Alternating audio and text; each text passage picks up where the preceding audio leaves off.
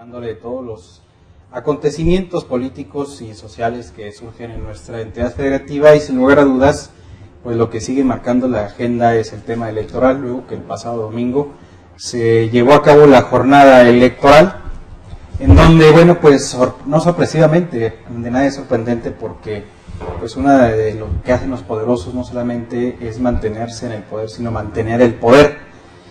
Entonces, lo que vimos el pasado domingo con el carro completo de las diputaciones y que el PRI mantuviera el control de las ciudades más importantes, bueno, pues trae alta relevancia.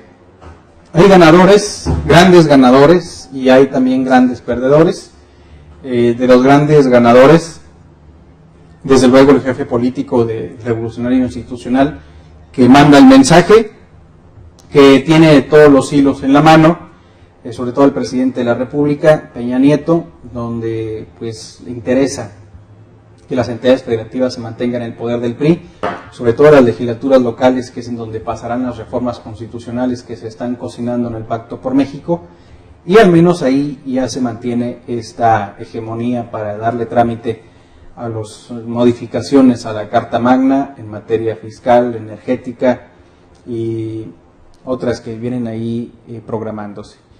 Los grandes ganadores, a mi punto de vista, vamos a comentarlo aquí con especialistas, con analistas políticos, es Héctor Vela Valenzuela, que pues lo mandaron al distrito más difícil, el quinto distrito, que es una región políticamente complicada para el Revolucionario Institucional por la población que se compone, y también contra el ícono del petismo, que es un seductor también de la política, como es Alejandro González Yáñez, que se distingue por sus dotes histriónicas que logran compenetrar entre la gente. Así que Héctor Vela viene a darle la puntilla política a Gonzalo, luego de dos descalabros consecutivos, que fue 2010, 2012 y ahora 2013. Es complicado que pueda recuperarse electoralmente hablando. Es un personaje bastante hábil que pues se irá al exilio por un momento y tal vez en 2015 pueda regresar con una posición ya plurinominal una vez que la suelte Alberto Anaya, que es la que actualmente detenta en la Cámara de Diputados.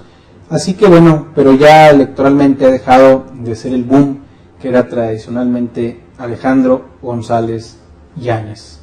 Otro ganador, aunque perdió, pues fue José Ramón Enríquez Herrera, que logra arriba de 20,000 votos para hacer una campaña inesperada, donde apareció tarde y con un partido que no tiene pues la suficiente estructura, y José Ramón pues logra que Movimiento Ciudadano, este partido político, tenga ya posiciones, por lo menos va a alcanzar una plurinominal, lo más probable, y al menos una o dos regidurías en el ayuntamiento de la capital.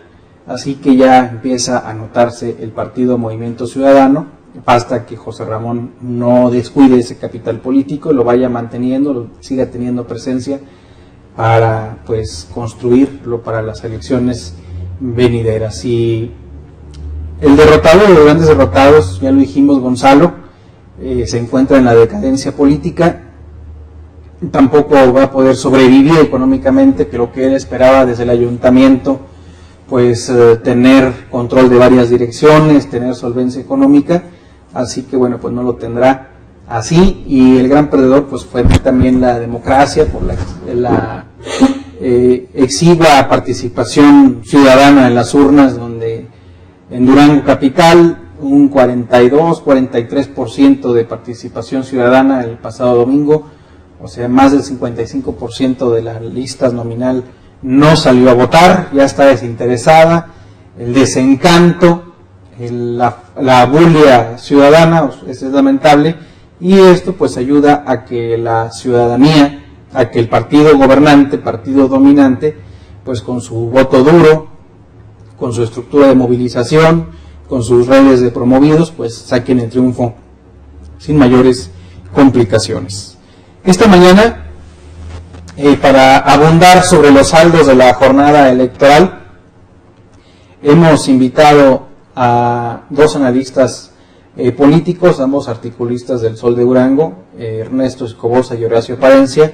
Esperemos que Horacio se incorpore en unos momentos más, pero mientras saludamos a mi amigo Ernesto Escobosa, a quien le doy la bienvenida. Ernesto. Muy buenos días, bienvenido. Muchísimas gracias por la invitación a Victoria Durango. Gracias, Ernesto. Bueno, de todo este panorama que ya comenté como preámbulo a la mesa, ¿cuáles son los saldos, de acuerdo a tu perspectiva, que deja la jornada electoral? Bueno, definitivamente una gran coincidencia con lo que tú estuviste comentando al iniciar el programa. Creo yo que el resultado que se dio en gran medida se esperaba. Yo veo que el PRI empezó a trabajar con sus cuadros desde mediados del año pasado, prácticamente acabó la elección presidencial y empezamos a ver una serie de acciones muy enfocadas a las colonias populares de las diferentes ciudades de Durango, en particular aquí en la capital. Los cuadros que terminaron contendiendo en buena parte de las candidaturas a diputados empezaron a foguearse, empezaron a placear, empezaron a tener interactuación con la ciudadanía. Posteriormente agotaron sus procesos internos y terminaron representando a su partido, y los resultados nos dicen que con mucho éxito. En lo particular, yo vi un proceso muy diferente en las oposiciones, principalmente en el partido Acción Nacional, que tradicionalmente ha sido la oposición más fuerte. Vi una serie de procesos y procedimientos muy accidentados, al grado tal de que Jorge Salum, cuando se convierte en candidato, él ya llega de candidato de una coalición que en ese tiempo jurídicamente estaba firme y no solamente de su partido. A mí me parece que independientemente que haya sido de derecho o de hecho, como se le llamó, la alianza de facto, él jugó un rol sumamente incómodo. Creo yo que Jorge Salum hubiera tenido una campaña más armonizada, una campaña más fina, de mayor impacto, si hubiera representado únicamente al Partido Acción Nacional.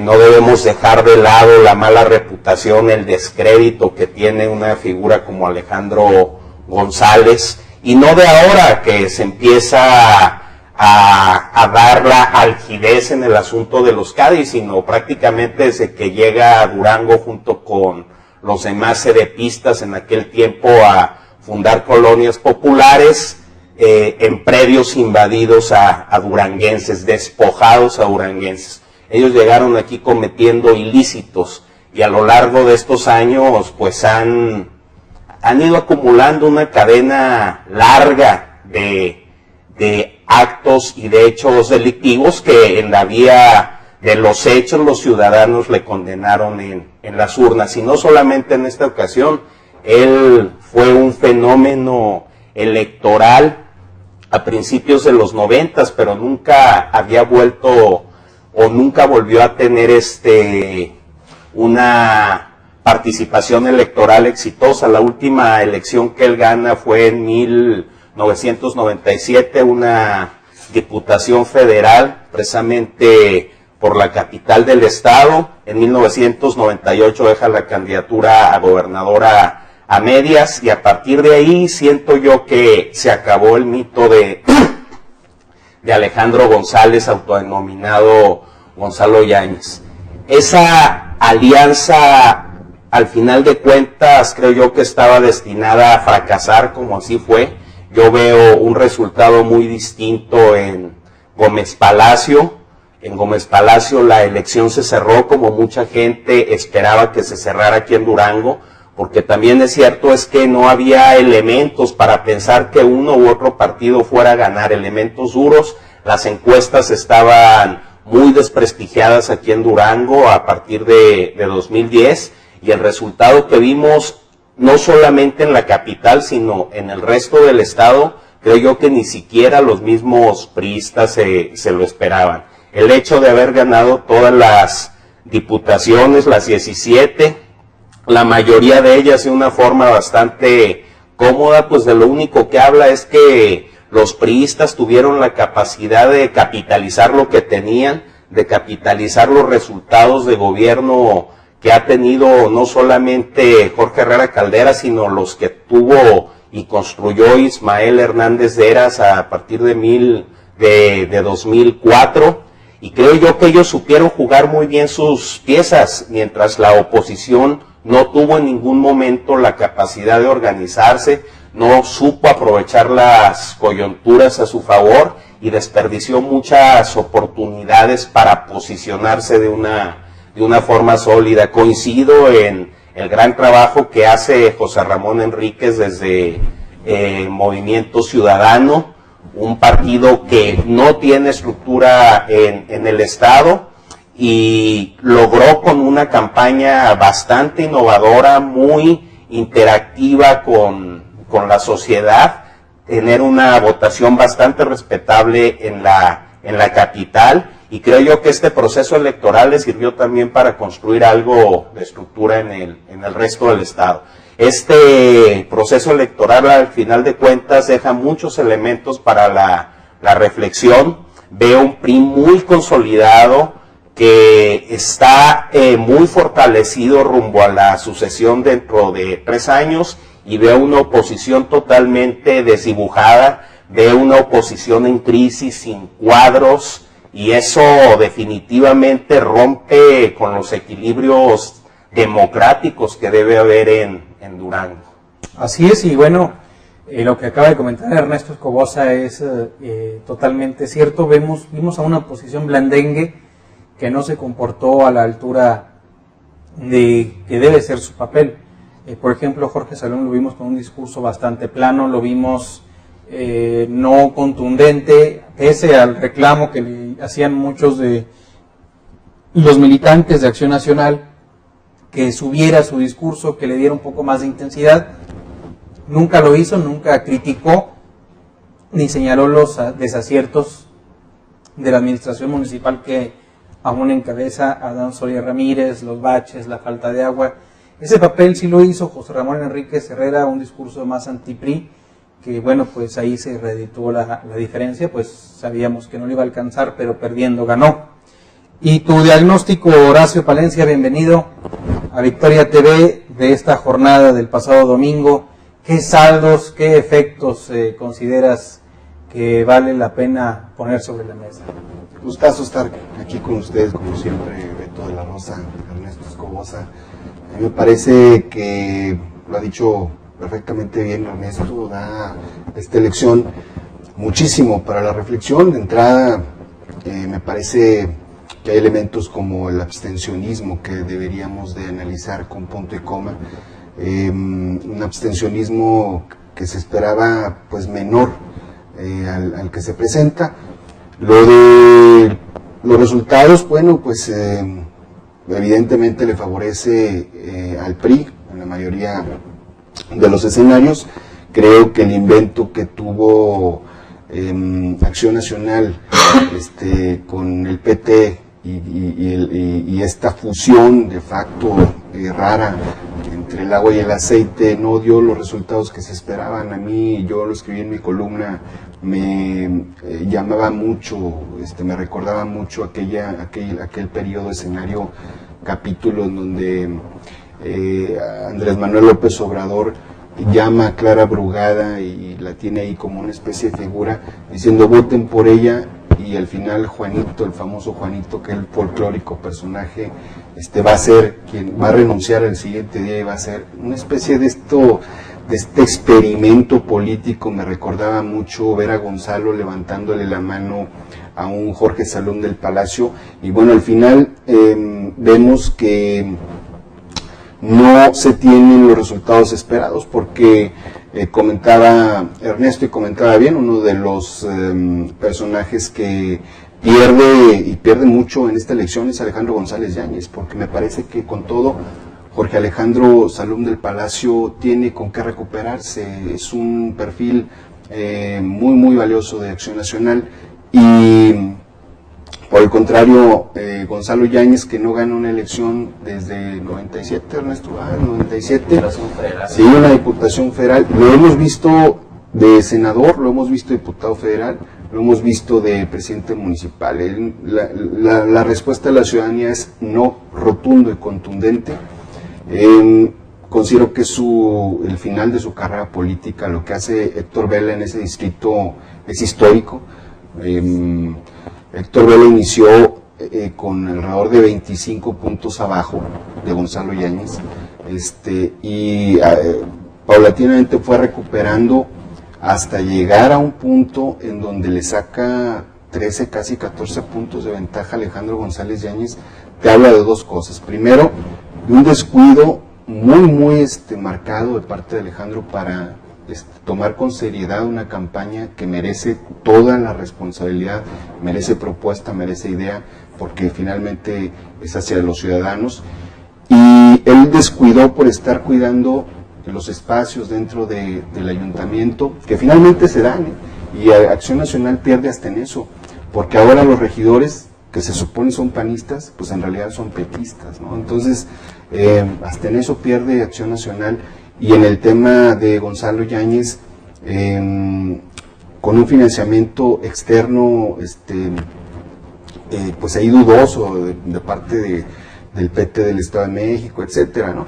Pero, insisto, lo que hace Héctor Vela es histórico, porque remontar pues cerca de 40 puntos en 50 días no es fácil para ningún candidato. Te habla de dos cosas: de una campaña exitosa, de un candidato exitoso y de una organización interna dentro de la campaña que evidentemente llegó con los resultados. Ahora, yo te hablo, por ejemplo, de una casilla en particular, ahí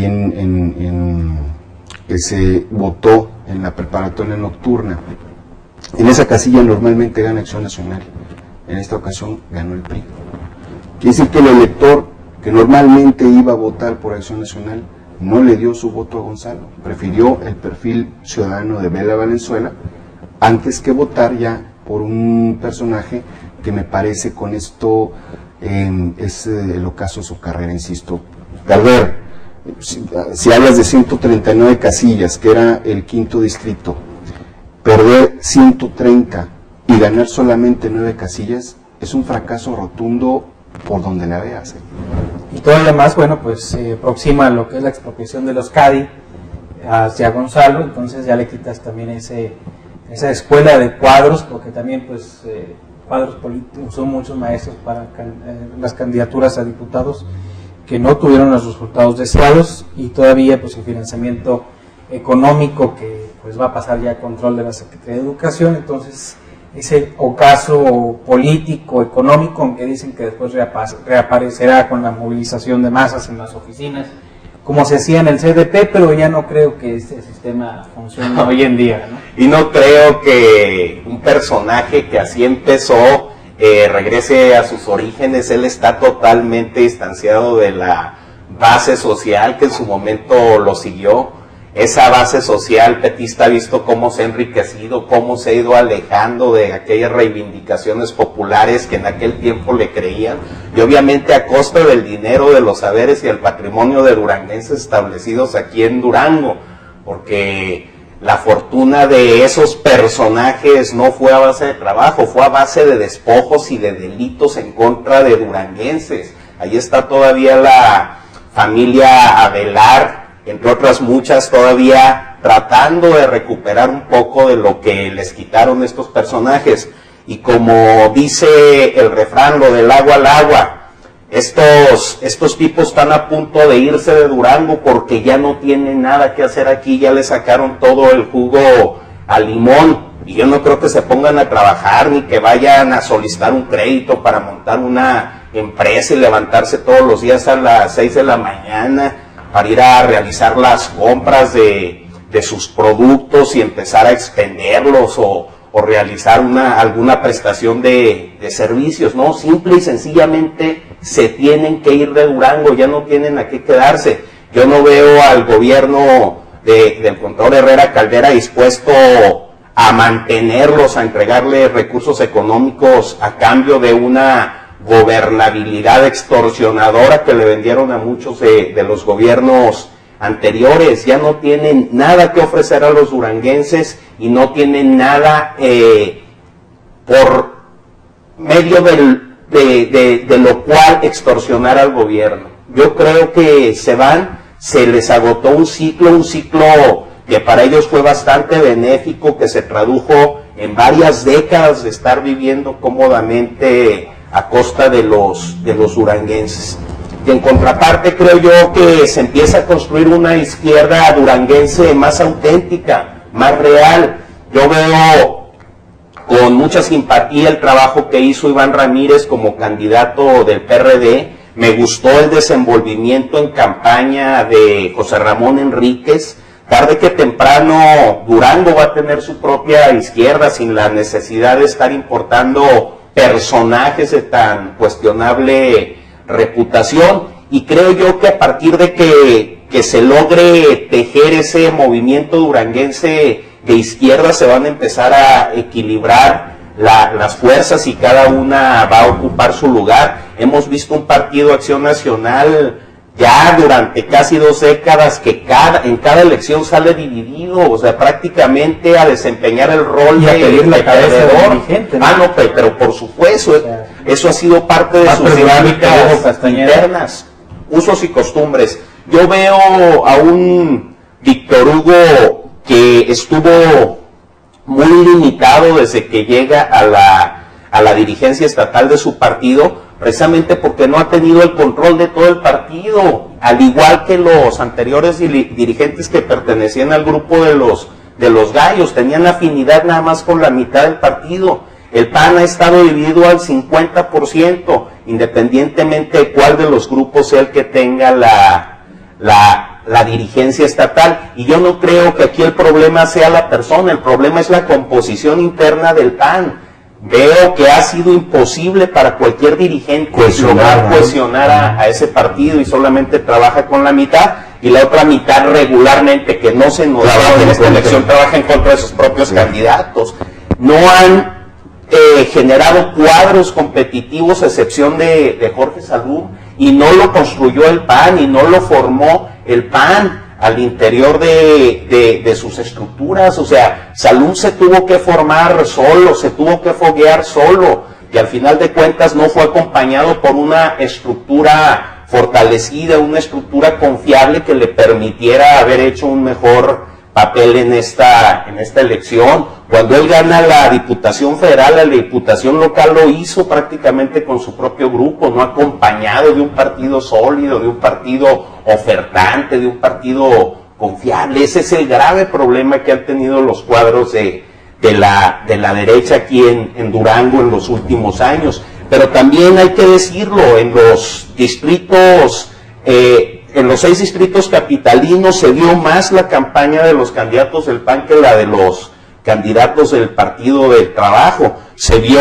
el trabajo del candidato en el primer distrito, Noel Flores, que contendió contra Carlos Contreras, al menos recorrió el territorio. Vimos a un Carlos Segovia muy activo en el segundo distrito contra Arturo Canfer, a Hugo Flores lo vimos también en el territorio, lo vimos en los medios de comunicación, y él contendió contra Ali Gamboa. Los otros candidatos del PRI, principalmente Maki, que hizo una campaña muy intensa, pues fueron rounds de sombra, no tenían contendiente al frente, porque ningún candidato del Partido del Trabajo, incluido Alejandro González Yáñez, hicieron campaña. Yo lo único que vi de González Yáñez fueron esos spots descontextualizados, mal hechos, en los que aparecía en la Plaza de Armas diciendo que no se iba a rajar, que lo único que ocasionó, precisamente por la forma de hacerlo, fue el choteo y la burla de la gente.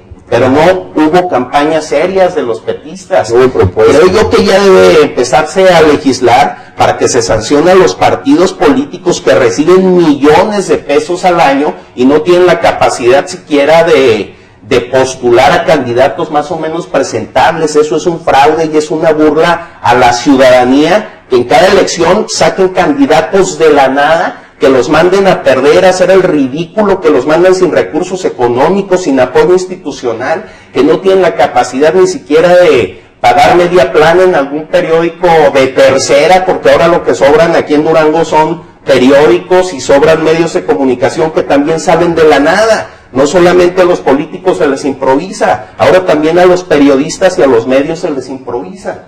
Y eso es bastante grave, porque empieza a construirse también un escenario en que es única la voz que se escucha, y las voces discordantes, las voces que complementan, empiezan a apagarse, porque es una corriente que está convirtiendo en muy apabullante. Así es. Bueno, ahí están los saldos de la campaña, de la jornada electoral. Sin lugar a dudas, pues los derrotados van a buscar culpables y van a querer que se roden las cabezas. El carro completo, señores. El carro completo, donde, bueno, pues era una incógnita, había percepciones negativas en varios distritos, en varios municipios, pero hoy la mayoría de los columnistas de periódicos de circulación nacional coinciden que es la demostración, estos carros completos, del poder de los gobernadores. Carlos Marín dice de los virreyes, o sea que todavía perdura ese poderío gubernamental en las entidades federativas que se consolidó a partir del año 2000 al 2012. ¿Qué consideran de ese, coinciden con ese carro completo, que es la fuerza todavía de los gobernadores? Fíjate que yo no estaría de acuerdo totalmente con ello, porque si analizamos la administración de Jorge Herrera Caldera, su forma de gobernar con la de su antecesor, que es Ismael Hernández de Eras, a mí me parece que la administración de Hernández de Eras tenía también una fuerza electoral muy importante. Entonces, no creo que sea en función de eso. A mí, es decir, Ismael Hernández de Eras era un gobernador fuerte, yo no quisiera decir autoritario, pero sí muy vertical, ¿no? Entonces, y pierde en su elección 18 municipios, no recuerdo si fue en la intermedia, en la última, ¿verdad? En 2010. Entonces pierde 18 municipios, de los cuales muchos se recuperan en esta ocasión. Es decir, que llegó al gobierno un Jorge Herrera Caldera que se suponía no era político y tiene mejores resultados políticos que el propio Ismael Hernández de Eras. Recupera muchos municipios, se lleva carro completo en todos los distritos. El escenario electoral que le pinta le da mucho capital político con respecto al PRI nacional, mucha autoridad moral sobre todo, pero no creo que sea en función del poder que tenga o no. Yo creo que es en función de varias circunstancias que tienen que ver con la elección. Una de ellas, insisto, es el abstencionismo, porque normalmente cuando se da un porcentaje de votación muy baja, como quisiera decir el caso, el PRI gana de todas. Entonces, cuando se eleva el porcentaje de votación, se aprietan los resultados electorales para el Partido Revolucionario Institucional. Particularmente aquí en Durango, por ejemplo, hablamos de que Jorge Salum tuvo con toda la campaña de respaldo, y ahorita lo decía Ernesto, un PT desdibujado. Yo te pregunto, analizando esto de los escenarios, simple y sencillamente, ¿dónde estuvo el PT? Si la fuerza electoral de la elección pasada, 68,000 votos, una cosa así, ahora Jorge Salum, pues, entonces, es decir, no aparece por ningún lado.